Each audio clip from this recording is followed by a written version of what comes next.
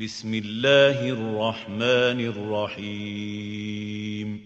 السلام عليكم ورحمة الله وبركاته. معكم محمد شاهين التاعب من قناة الدعوة الإسلامية على اليوتيوب، وفيديو جديد من سلسلة اعتراف خطير. في البداية لو أي حد عنده اقتباس أو اعتراف خطير حابب إن احنا نعرضه في هذه السلسلة، يقدر يتواصل معنا عن طريق طرق التواصل المختلفة كلها تحت في وصف الفيديو. الاقتباس اللي هنقرأ منه النهاردة من المقدمة الخاصة بالعهد الجديد أو مدخل العهد الجديد اللي موجود في الترجمة الكاثوليكية المعروفة باسم الترجمة اليسوعية. أشرت قبل كده كتير جدا للترجمة اليسوعية وقلت إنها أفضل نسخة دراسية نقدية عربية للكتاب المقدس. في الصفحة رقم 12 في المدخل إلى العهد الجديد تحت عنوان نص العهد الجديد، اتكلمنا قبل كده عن مخطوطات العهد الجديد، واتكلمنا عن الأخطاء أثناء عملية النسخ، واتكلمنا عن ضرورة لجوء المسيحيين للنقد النصي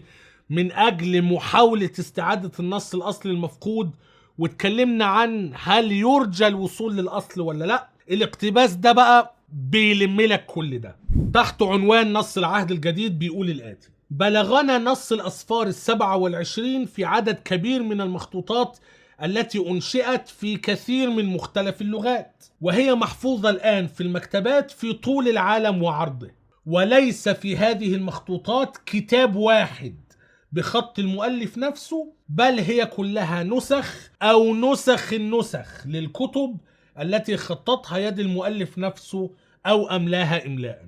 يعني بيقول مخطوطات العهد الجديد اللي ما بين إيدينا دلوقتي مفيش من ضمنها النسخ الأصلية. النسخ الأصلية يعني الكتابات اللي مكتوبة بخط إيد المؤلف أو بخط الناس اللي تولوا الكتابة نيابة عن المؤلف، فالأصول ضائعة ومفقودة. دي أول نقطة. طب إيه بقى أخبار النسخ اللي ما بين إيدينا دلوقتي؟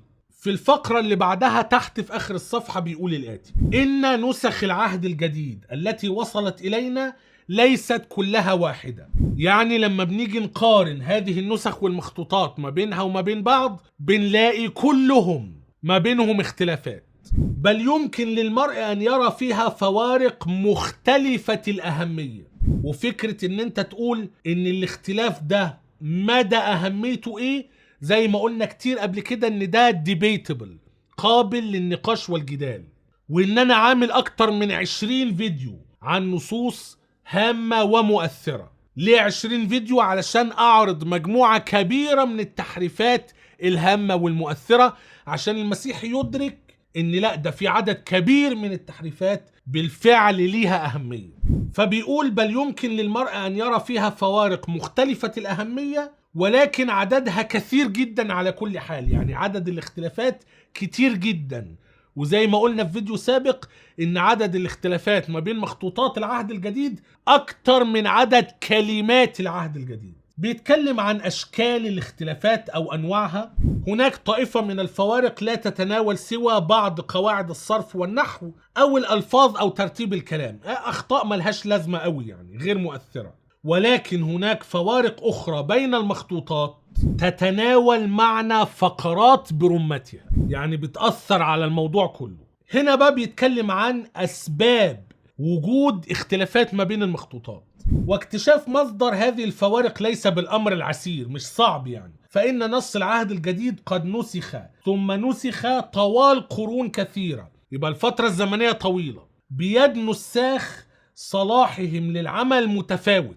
يعني النساخ مهاراتهم في عملية النسخ متفاوتة، وما من واحد منهم معصوم من مختلف الأخطاء التي تحول دون أن تتصف أي نسخة كانت مهما بذل فيها من الجهد بالموافقة التامة للمثال الذي أخذت عنه.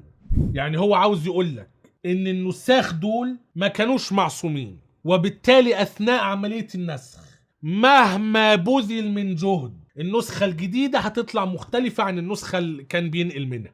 وأنا بقول ده كذب. تستطيع عن طريق بذل المجهود والتركيز والمراجعة إن النسخة الجديدة تطلع مطابقة تماما للنسخة اللي انت كنت بتنقل منها. لكن هو بيحاول يقولك يا جماعة ده طبيعي، عشان يحاول يبرر كم التحريف اللي حصل في المخطوطات الخاصة بالكتاب المقدس. طب يا جماعة، ما نفس الكلام موجود في القرآن الكريم، انه كان بينسخ نسخ اليد بأدوات كتابية بدائية عن طريق نساخ مهاراتهم في النسخ بتتفاوت، لكن مع بذل المجهود والتركيز والمراجعة. وراجع كتابات غسان حمدون وبنته رزان غسان حمدون اللي بيقارنوا ما بين المصحف اللي ما بين ايدينا ومخطوطات صنعاء متطابقة متطابقة متطابقة متطابقة. شكل النص القرآني اللي موجود في هذه المخطوطات ما بتخرجش عن النص القرآني اللي احنا عارفينه منقول عن النبي صلى الله عليه وسلم بالتواتر، مع الأخذ في الاعتبار موضوع القراءات القرآنية المنقولة عن النبي بالتواتر. المهم اللي هو بيقوله ده محاولة لتبرير وجود الأخطاء العفوية غير المقصودة، إن النساخ مهارتهم تتفاوت في النسخ. وبعدين قال لك يضاف إلى ذلك، وهي دي المصيبة السوداء، أن بعض النساخ حاولوا أحيانا عن حسن نية.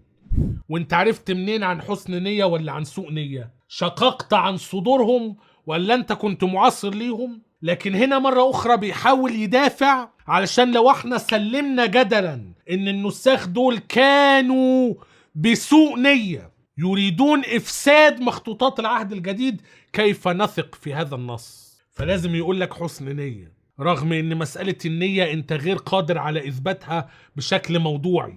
يضاف الى ذلك ان بعض النساخ حاولوا احيانا عن حسن نية ان يصوبوا ما جاء في مثالهم وبدا لهم انه يحتوي اخطاء واضحة. ودي نقطة انا اتكلمت عنها كتير قبل كده، فكرة ان هو يعمل عقله في النص لان ما عندوش ثقة في الهية النص ده شكله فيه حاجة غلط فانا هصلحه.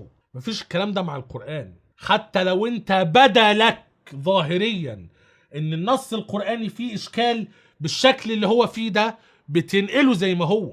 فقال لك ايه بقى؟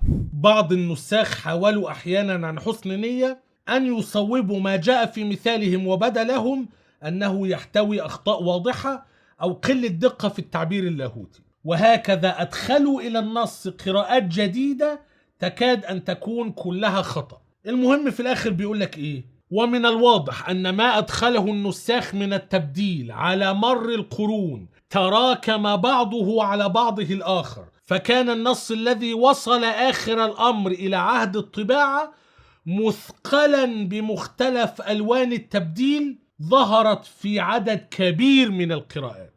طيب يبقى احنا عندنا نساخ بتتفاوت مهاراتهم، فكانوا بيعملوا أخطاء عفوية غير مقصودة، وكانوا بيحرفوا في النص عن عمد علشان يصلحوا ما بدا لهم إنه خطأ.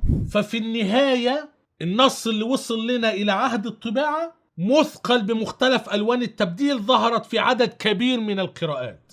والقراءة بالمفهوم المسيحي معناه الشكل الذي تستطيع قراءته في المخطوطة، والقراءات المختلفة نتاج تحريف زي ما هو لسه قايل، يا إما أخطاء عفوية غير مقصودة يا إما تحريفات متعمدة. يبقى في الأول النسخ الأصلية مفقودة، ثانيا المخطوطات ما بينها عدد كبير من الاختلافات بسبب التحريف أو الأخطاء أثناء عملية النسخ. ففي النهاية اللي بيحصل، والمثال الأعلى الذي يهدف إليه علم نقد النصوص أو النقد النصي، هو أن يمحص هذه الوثائق المختلفة لكي يقيم نصا يكون أقرب ما يمكن من الأصل الأول، ولا يرجى في حال من الأحوال الوصول إلى الأصل نفسه. هي دي الجملة المحورية، ولا يرجى في حال من الأحوال الوصول إلى الأصل نفسه. النسخ الأصلية ضاعت، تاريخ طويل من النسخ مليان أخطاء نساخ عفوية أو مقصودة. النص اللي وصل لنا في الآخر مثقل بألوان التبديل. بنطبق النقد النصي على المخطوطات علشان نحاول نرجع للأصل، لكن للأسف الشديد لا يرجى في حال من الأحوال الوصول إلى الأصل نفسه. ليه؟ بسبب حال المخطوطات اللي ما بين إيدينا. عدد المخطوطات القديمة قليل جدا، عدد الاختلافات اللي ما بينها كثيرة جدا، المسافة الزمنية ما بين الأصل وأقدم مخطوطة كبير، وهذا التاريخ فاسد. أنا سأكتفي بهذا القدر في هذا الفيديو. لو حاز هذا الفيديو على إعجابك فلا تنسى أن تضغط على زر إعجابني، ولا تنسى أن تقوم مشاركة الفيديو مع أصدقائك المهتمين بنفس الموضوع. ولو كنت قادرا على دعم ورعاية محتوى القناة، لو أنت شايف أن هذا المحتوى يستحق الدعم والرعاية، فقم بزيارة صفحتنا على باتريون أو باي بال أو حتى قم بالانتساب للقناة، ستجد اللينكات كلها تحت في وصف الفيديو. إلى أن نلتقي في فيديو آخر قريبا جدا بإذن الله عز وجل. لا تنسوني من صالح دعائكم، والسلام عليكم ورحمة الله وبركاته.